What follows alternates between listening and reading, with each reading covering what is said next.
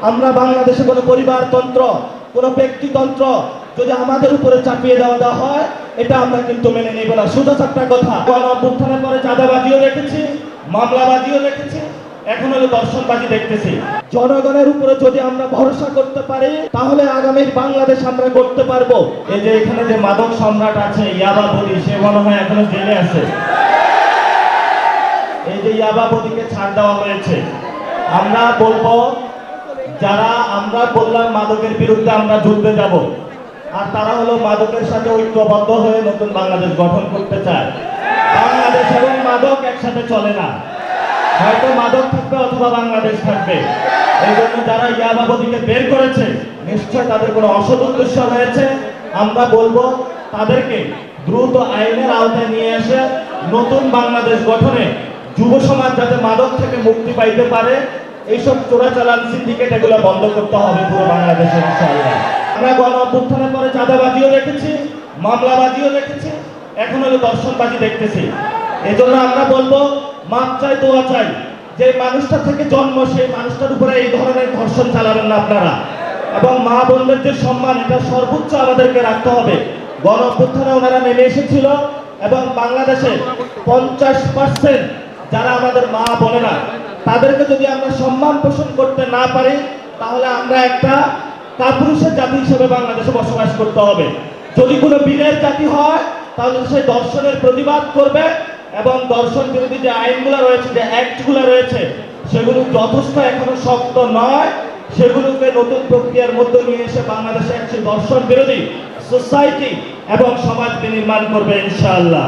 সংস্কার যেটা নিয়ে বাংলাদেশের জনগণ রায় দিয়েছিল, সেই রায়ের বিপক্ষে গিয়ে বাংলাদেশের বিপক্ষে তারা দাঁড়াচ্ছে। 70 এখানে হলে ইলেকশনের এখনো 15 দিনও হয় নাই, এখনই তারা সংস্কারের বিরুদ্ধে দাঁড়িয়ে গিয়েছে।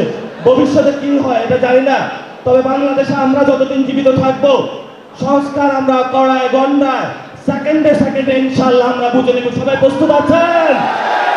শেখ হাসিনা ভারতে পালিয়ে আছে, আমরা দেখছি বিভিন্ন এম্বাসির সাথে মিটিং হচ্ছে।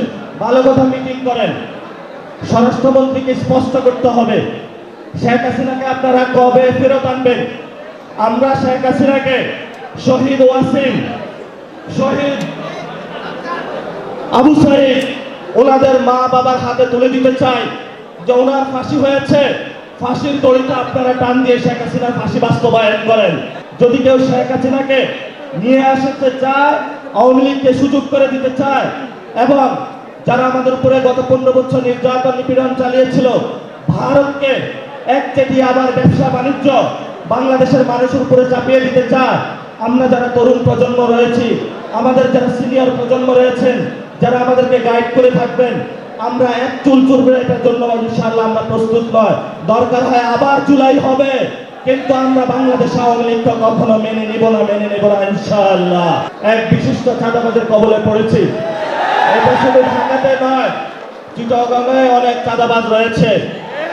আমাদের লড়াইটা সামষ্টিক লড়াই, কোনো ব্যক্তির বিরুদ্ধে নয়।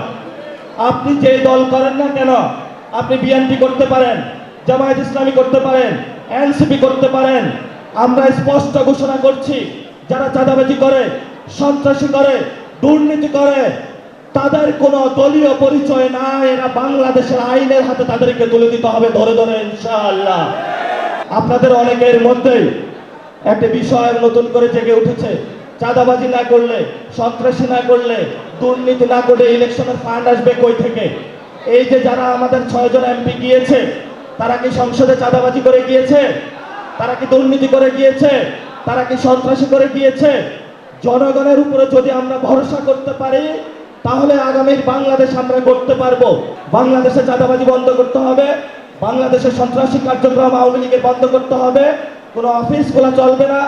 এই ধরনের যারা নতুন করে মুক্তি পাচ্ছে ইয়াবা সম্রাট বদি, এদেরকে আপনি আইনের হাতে তুলে দিতে হবে এবং এদের বিচার প্রক্রিয়া নিয়ে আসতে হবে। এবং সংস্কারের যে বিষয়গুলো জনগণ ম্যান্ডেট দিয়েছিল, জনগণের উপরে বৃত্তাঞ্জলি না দেখিয়ে সংস্কারের যে আপার হাউস, এটা দ্রুত বাস্তবায়ন করুন। আমরা নতুন বাংলাদেশ দেখতে চাই। আমরা বাংলাদেশে কোনো পরিবারতন্ত্র কোনো ব্যক্তিতন্ত্র যদি আমাদের উপরে চাপিয়ে দেওয়া হয় এটা আমরা কিন্তু মেনে নেব না। শুধু একটা কথা, এখন আপনার সামনে একটা অপশন, হয়তো আমাদের মেরে ফেলেন অথবা আপনি আপনার আগাম প্রোগ্রাম বন্ধ করেন। আমরা আপনাদেরকে এই রমজানের মধ্যে দোয়া করব, আল্লাহ তাআলা আপনাদেরকে হেদায়েত নসিব করেন, যাতে আপনারা আকাম কুকাম বন্ধ করতে পারেন। চিটাগংয়ে, বিশেষত চিটাগংয়ে শুনতে পাচ্ছি অনেক দখল হচ্ছে, মানুষের দোকানপাট দখল, জায়গা জমি দখল, অনেকেই ক্ষমতার তুচ্ছ ব্যবহার করছে। আমরা তাদেরকে হুঁশিয়ার করে দিতে চাচ্ছি, চিটাগংয়ের ছাত্র জনতা যদি আবার জেগে উঠে, একজনে তো পালাইছে ইন্ডিয়া, আপনারা পালাইতে হবে বঙ্গোপসাগরে। ইন্ডিয়া আশ্রয় দিয়েছিল, সেখানে বেঁচে আছে, বঙ্গোপসাগরে নামবেন কিন্তু বাঁচবেন না আপনারা কেউ। এজন্য আপনাদেরকে আমরা হুঁশিয়ার করে দিতে চাই, চট্টগ্রাম পবিত্র নগরী, পীর আউলিয়া গাউসের নগরী, এখানে ইসলাম আরবরা নিয়ে এসেছিল।